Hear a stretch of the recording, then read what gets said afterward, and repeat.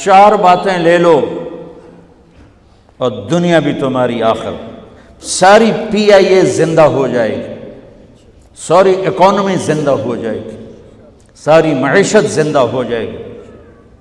5 بھی نہیں، 1 انگلی بھی آپ نے نیچے کر دی کہ یہ بس اتنی لے لو۔ حفظ امانت، صدق حدیث، حسن خلیقت، عفت فی طعمت۔ کیا خوبصورت! ساری زندگی کسی کو دھوکہ نہ دینا، دیانت داری۔ میرے ملک کے ادارے کیوں ڈوب گئے؟ دیانت نکل گئی، کھوٹ آ گئی، دھوکہ آ گیا۔ میرے نبی نے کہا حفظ امانت، کبھی امانت میں خیانت نہ کرنا، صدق حدیث، کبھی جھوٹ نہ بولنا، ہمیشہ سچ بولنا۔ میرے نبی نے فرمایا میرا امتی ہر گناہ کر سکتا ہے، 2 نہیں کر سکتا، ایک جھوٹ کبھی نہیں بولے گا، ایک دھوکہ کبھی نہیں دے گا۔ میرے نبی کی 2 صفتیں ہائی لائٹ ہوئیں، صادق اور بولو کیا ہیں؟ کوئی اور بھی تو ہو سکتی تھی، جس سے مشہور کیا، کعبہ قوسین بھی تو ہے، اور ادنا بھی تو ہے، واللیل بھی تو ہے سیاہ زلفوں والا، والضحیٰ بھی تو ہے روشن چہرے والا۔ کس سے مشہور کیا؟ صادق امین۔ اگر آپ مجھ سے سوال کرو، میں ممبر رسول پہ بیٹھا ہوں کہ مولانا صاحب سارے دین کو 2 لفظوں میں بتاؤ، ساری شریعت کو، تو میرے پاس 2 لفظ ہیں، سچائی اور امانت داری۔ آپ مجھ سے سوال کرو مولانا صاحب ساری دنیا کے کفر کو بتاؤ، تو میرے پاس 2 لفظ ہیں، جھوٹ اور دھوکے بازی، جھوٹ اور خیانت۔ پوری دنیا کا کفر ان کے اندر چھپا ہوا ہے، سچائی اور دیانتداری، پوری دنیا کا اسلام اس کے اندر چھپا ہوا ہے۔ دیانت اور سچائی یہ بیج کی طرح ہے، اور پورا اسلام پھر باغ بن کے پھلتا پھولتا ہے۔ جھوٹ اور دھوکہ یہ بھی بیج کی طرح ہے، پھر اس سے کفر کا جنگل کانٹوں بھرا جنم لیتا ہے۔ میرے معاشرے سے جھوٹ نکل جائے، دھوکہ نکل جائے، یہ پاکستان جنت کا ٹکڑا ہے۔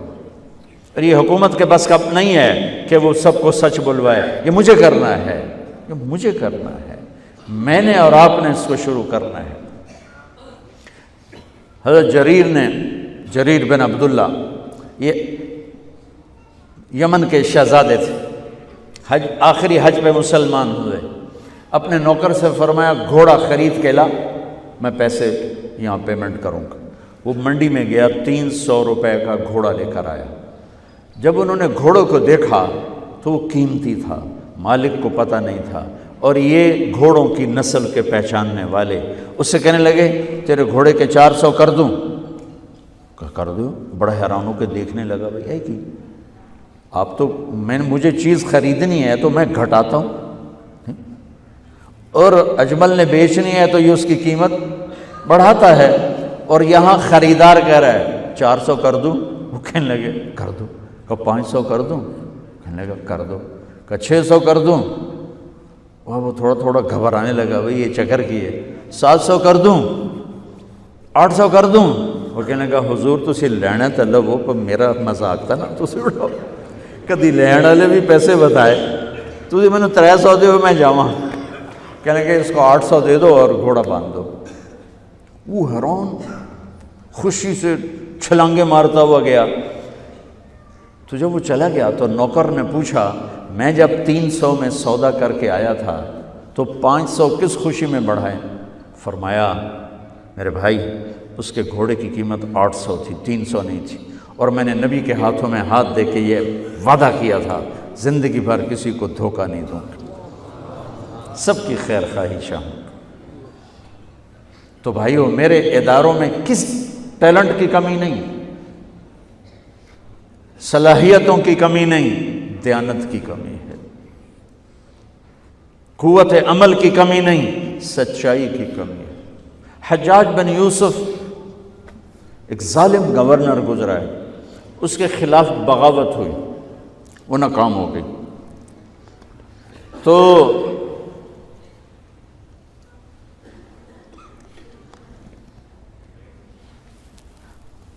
کوفہ میں ایک بزرگ رہتے تھے، ان کے بیٹے اس بغاوت میں شریک تھے۔ وہ چھپتے چھپاتے کئی سال کے بعد واپس آ گئے۔ ابن خراش ان کا نام تھا۔ ان کی سچائی مشہور تھی کہ ابن خراش جھوٹ نہیں بولتا۔ حجاج کو پتہ چل گیا CID سے کہ آ گئے، تو اس نے کہا آج ابن خراش کا امتحان ہوگا۔ اس کو کھانے پہ بلایا، عنوان ہی نہیں بنایا تفتیش کا، کھانے پہ بلایا اور کھانا شروع ہو گیا۔ باتوں باتوں میں کہتا ہے ابن خراش آپ کے بیٹے ہمارے خلاف لڑ کے بھاگ گئے تھے، کوئی پتہ ہے؟ تو ابن خراش ہنس پڑے، کہنے لگے حجاج زندگی موت تو اللہ کے ہاتھ میں ہے، گھر آئے بیٹھے۔ تو اس نے کہا تیری سچائی کو سلام کرتا ہوں، اگر تو جھوٹ بولتا یہیں تیرا سر اتارتا، پھر تیرے بیٹوں کا جاؤ سلام ہے تیری سچائی کو، تیرے بیٹے تجھے مبارک ہوں، مسلمان جھوٹ نہیں بولتا۔ میرے نبی سے پوچھا گیا یا رسول اللہ کیا مسلمان بزدل ہو سکتا؟ کہا ہاں۔